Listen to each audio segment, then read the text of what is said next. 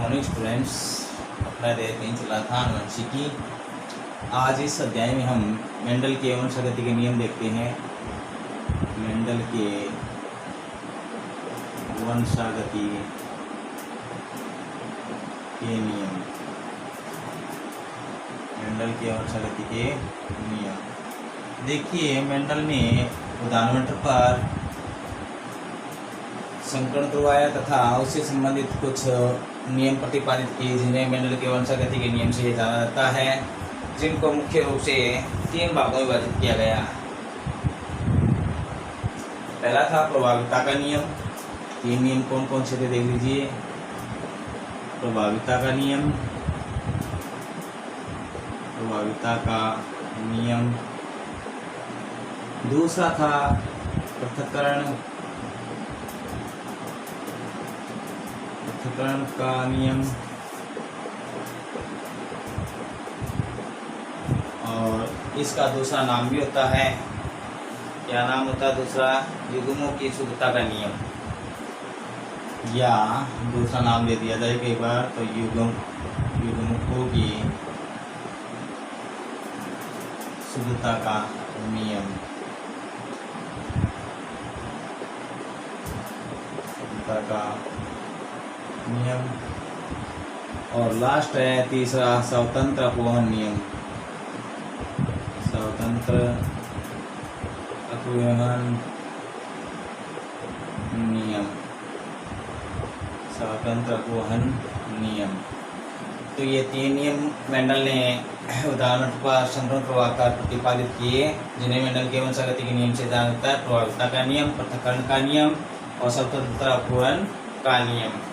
ठीक है ना। अब सबसे पहले देखते हैं प्रभाविता का नियम क्या था। ठीक है ना। तो पहला नियम देखते हैं, प्रभाविता का नियम।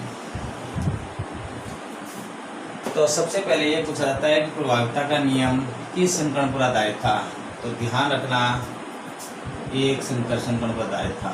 कौन से पर था? एक संकर संकरण पर आधारित था। यह नियम किस संकरण पर आधारित है? एक संकर संकरण नियम पर आधारित है। ठीक है ना। तो इसमें क्या बताया जाता है? इस नियम के अनुसार जब एक लक्षण के विपर्यासी समयुग्मजीवी, विपर्यासी का अर्थ करता है विपरीत, और समयुग्मजीव पौधों के बीच में संकरण करवाया जाता है, तो जो F1 पीढ़ी प्राप्त होती है, जो F1 पीढ़ी प्राप्त होती है, उसमें क्या बताया जाता है कि कुछ लक्षण दिखाई देते हैं और कुछ लक्षण दिखाई नहीं देते हैं। जो लक्षण F1 पीढ़ी में दिखाई देते हैं वो प्रभावी लक्षण कहलाते हैं। ठीक है ना। और जो लक्षण F1 पीढ़ी में दिखाई नहीं देते वो क्या कहलाते हैं? अप्रभावी लक्षण कहलाते हैं। जैसे मान लीजिए, उदाहरण के लिए देखकर चलते हैं कि शुद्ध लंबे पौधे हैं, शुद्ध लंबे पौधे,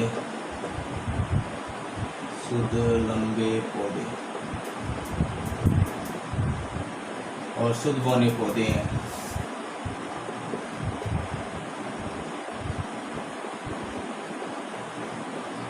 शुद्ध बौने पौधे। तो देखिए, आपको बताया गया है विपरीत लक्षण वाले होने चाहिए लेकिन समयुग्मजीव होने चाहिए। तो शुद्ध लंबे पौधे हैं, उनको कैपिटल टी द्वारा व्यक्त करते हैं, तो समयुग्मजीव हो गए या नहीं हो गए। और शुद्ध बौने पौधे को स्मॉल टी द्वारा व्यक्त करते हैं। ठीक है ना। तो क्या बताया जाता है इसमें कि इसमें जब F1 पीढ़ी का निर्माण होगा, इनके मध्य संकरण होगा या क्रॉस होगा, तो क्या बताया जाता है? इसमें से एक लक्षण आएगा, एक लक्षण है इसमें से आएगा, जिससे F1 पीढ़ी आपको प्राप्त होती है। तो F1 पीढ़ी के रूप में आपके पास क्या प्राप्त हुआ है? कैपिटल टी और स्मॉल टी। ठीक है ना। तो ये अशुद्ध लंबे पौधे के रूप में जाना जाता है। तो कौन सा पौधा प्राप्त हुआ है? अशुद्ध लंबा पौधा। तो देखिए, F1 पीढ़ी में सिर्फ लंबापन दिखाई दे रहा है। बौनापन तभी होगा जब दोनों टी क्या हो? स्मॉल हो, अन्यथा क्या होगा? ये लंबा होगा। तो F1 पीढ़ी में सिर्फ लंबापन का गुण दिखाई दे रहा है, तो ये लक्षण क्या हो जाएगा? प्रभावी लक्षण हो जाएगा। ठीक है। लेकिन बौनेपन का गुण दिखाई नहीं दे रहा है, तो वो क्या हो जाएगा? अप्रभावी। तो यदि आपको पूछ लिया जाए प्रभाविता का नियम क्या होता है, तो क्या बताया जाता है? मेंडल के अनुसार यह नियम एक संकर संगम पर आधारित है। और क्या बताया जाता है? इस नियम के अनुसार जब एक लक्षण के लिए विपरीत लक्षण वाले समयुग्मजी कौन से होने चाहिए, समयुग्मजी पौधों के मध्य क्रॉस या संकरण करवाया जाता है, तो F1 पीढ़ी में जो लक्षण दिखाई देते हैं वो प्रभावी लक्षण कहलाते हैं, और जो लक्षण दिखाई नहीं देते हैं वो क्या कहलाते हैं, अप्रभावी लक्षण कहलाते हैं। जैसे शुद्ध लंबे पौधे और शुद्ध गौण पौधों के बीच में संकरण करवाया गया तो F1 पीढ़ी में सिर्फ लंबापन दिखाई देता है, पौधे का कौन सा गुण दिखाई देता है, लंबापन दिखाई देता है, तो ये प्रभावी लक्षण होगा, और गौनापन दिखाई नहीं देता तो ये क्या कहलाता है, अप्रभावी लक्षण कहलाता है। इसे मेंडल की प्रभाविता का नियम कहा जाता है। ठीक है, अब अगला नियम देखते हैं। अगले नियम में क्या है, जो आपके पास F1 पीढ़ी में प्राप्त हुआ है पादप, उनके मध्य संकरण करवाया जाएगा, ठीक है ना, जिससे F2 पीढ़ी का निर्माण किया जाएगा। तो दूसरे का नाम मैंने आपको पहले बताया था, क्या था, पृथक्करण का नियम। पृथक्करण का अर्थ क्या होता है, पृथक पृथक या अलग अलग होना, ठीक है ना। पृथक्करण का नियम या शुद्धता का नियम, पृथक्करण या शुद्धता का नियम,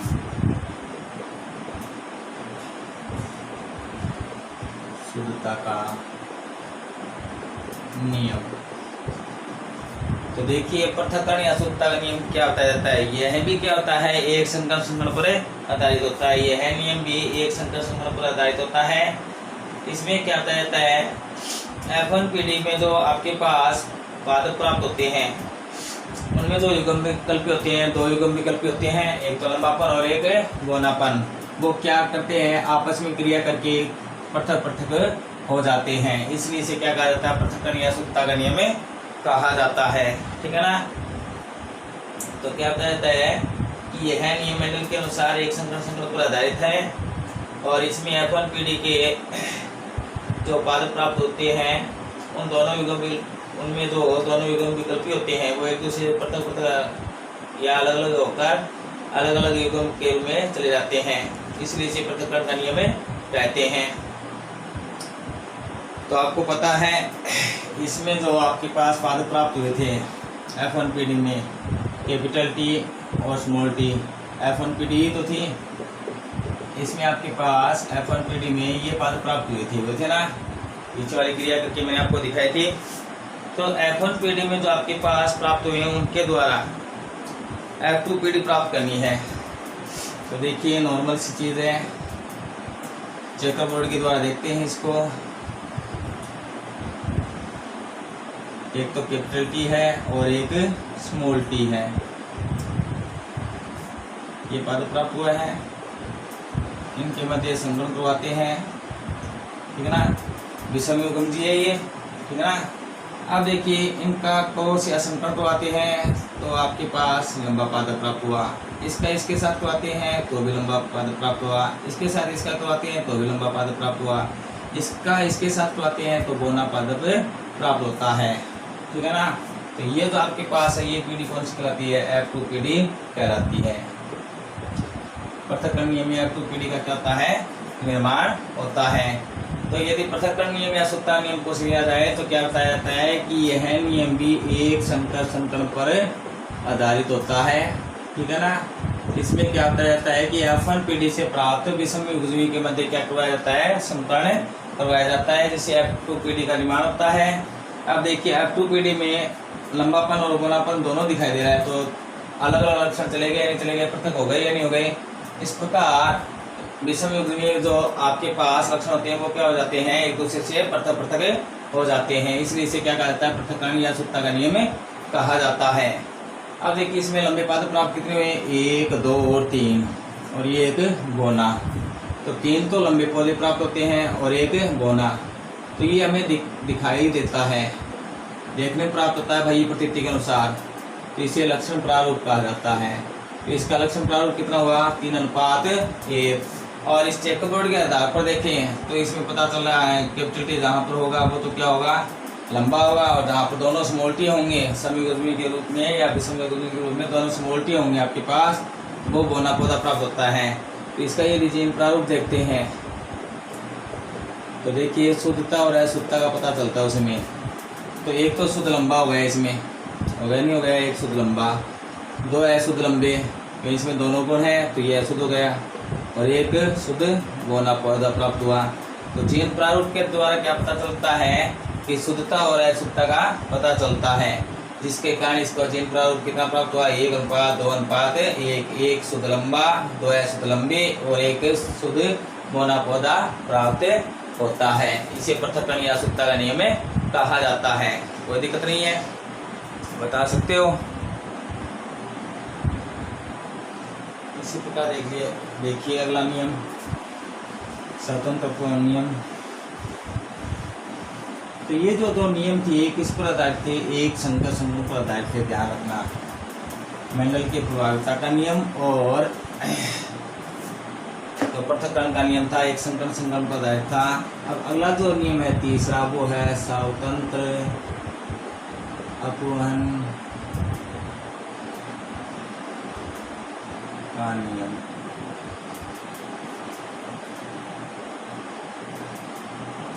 ये स्वतंत्र रूप से अपने व्यवहार को ये प्रदर्शित करते हैं, इससे संबंधित नियम दिया गया है।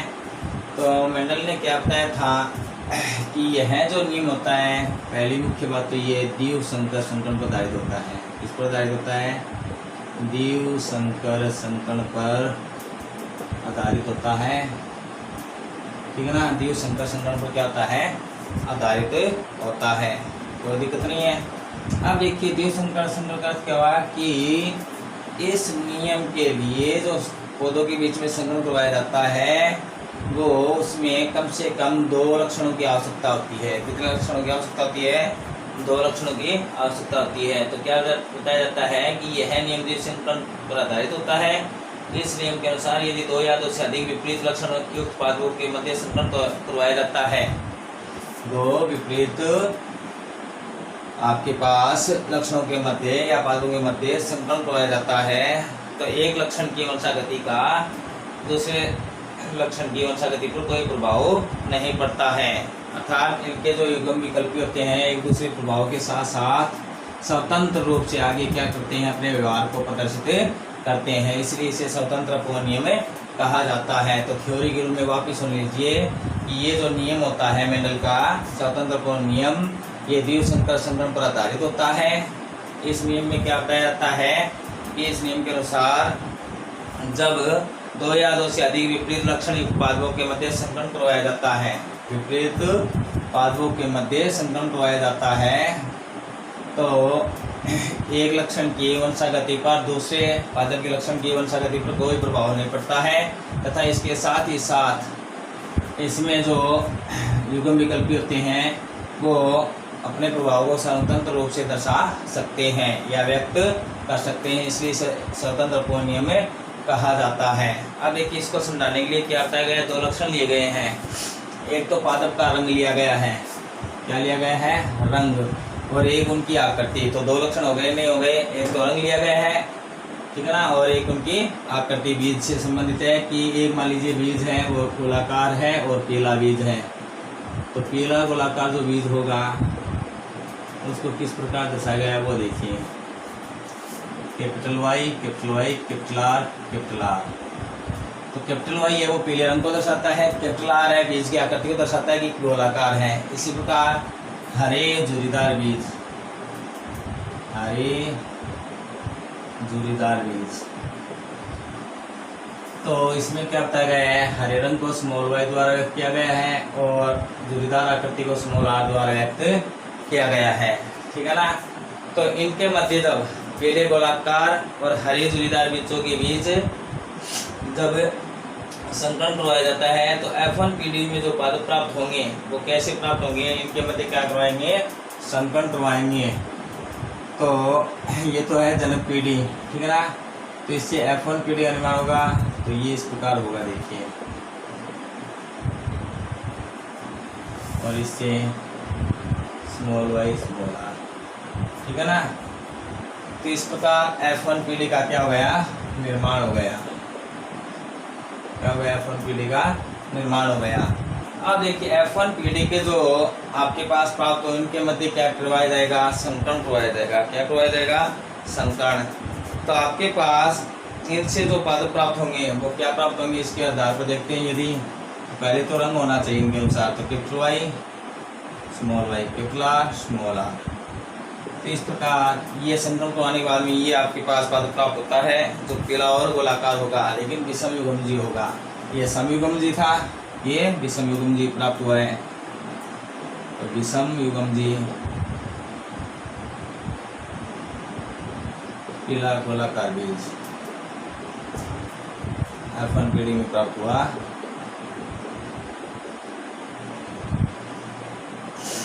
ठीक है ना। अब देखिए F2 पीढ़ी प्राप्त करते हैं। ये तो कौन सी हो गई, F1 पीढ़ी हो गई। कौन सी हो गई, F1 पीढ़ी। यहाँ पर भी लिख सकते हो आप F1 पीढ़ी किस प्राप्त हुई है। इससे एक युग्म आएगा, इससे एक युग्म आएगा, उससे एक प्रथम पीढ़ी का निर्माण होगा। तो F1 पीढ़ी का निर्माण हो गया, नहीं हो गया। F1 पीढ़ी के मध्य जो आपके पास संतति प्राप्त हुई है उनके मध्य यदि संकरण करवाते हैं तो देखिए किस प्रकार प्राप्त होगा। इसमें स्वपरागण इसमें करवाया जाता है। क्या करवाया जाता है, जब स्वपरागण इसमें करवाया जाता है तो एक तो क्या होगा, capital Y capital R, capital Y small R, इसी प्रकार स्मॉल वाई कैपिटल आर और स्मॉल वाई स्मॉल आर। इस प्रकार आपके पास 4 पादप इसमें प्राप्त होंगे। ठीक है, F1 पीढ़ी से, और इनके मध्य पुनः संकरण करवाएंगे तो F2 पीढ़ी प्राप्त होगी। ये स्वपरागण करवाया गया इनमें, ठीक है ना, F1 पीढ़ी में, जिससे क्या है इस प्रकार 4 संतति इसमें प्राप्त हुई है। स्वपरागण के द्वारा युग्म का निर्माण हुआ है। अब इनके मध्य क्या करवाते हैं, वापस संकरण करवाते हैं, जिससे क्या है F2 पीढ़ी का निर्माण होता है। तो महत्वपूर्ण देख लीजिए, इस प्रकार निर्माण हुआ है। F2 पीढ़ी देखना चाहते हैं इसमें हम, F2 पीढ़ी का निर्माण कैसे होता है। तो देखिए F2 पीढ़ी को देखने के लिए किस प्रकार बताया जाता है।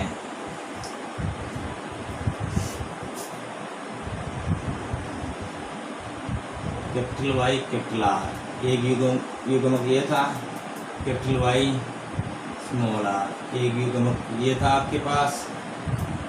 ठीक है, और फिर capital small Y capital R. ठीक है, इसी प्रकार स्मॉल वाई स्मॉल आर।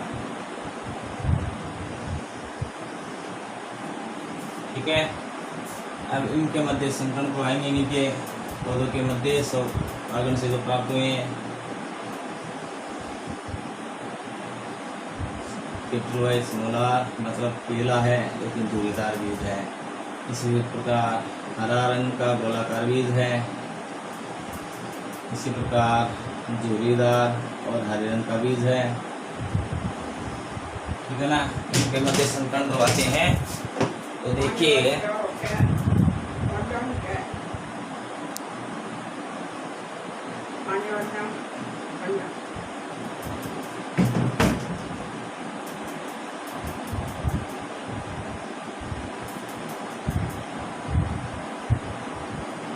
तो देखिए क्या होता है जब इनके मध्य संकरण करवाते हैं तो क्या अनुमान होगा। पहले जो उदाहरण लेते हैं, कैपिटल वाई कैपिटल आर, इसका इन चारों से संकलन करवा दीजिए, मतलब गुणा करवा दीजिए क्रॉस।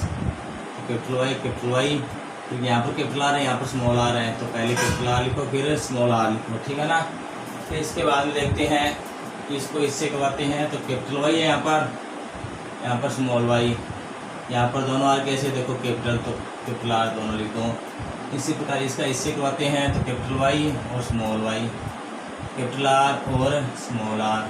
ठीक है, इसी प्रकार इसको इससे गुणा करवाते हैं तो दोनों कैसे वाई है, कैपिटल वाई मतलब पीला बीज हो गया, कैपिटल आर और स्मॉल आर गोलाकार बीज हो गया, तो पीला गोलाकार बीज प्राप्त हो गया। इसी प्रकार इसको इससे तो दोनों वाई कैपिटल है, कैपिटल वाई, आर दोनों स्मॉल, तो पीला बीज है लेकिन कैसे आकृति का है, झुर्रीदार आकृति का। इसी प्रकार इससे इसको गुणा करवाते हैं तो कैपिटल वाई स्मॉल वाई।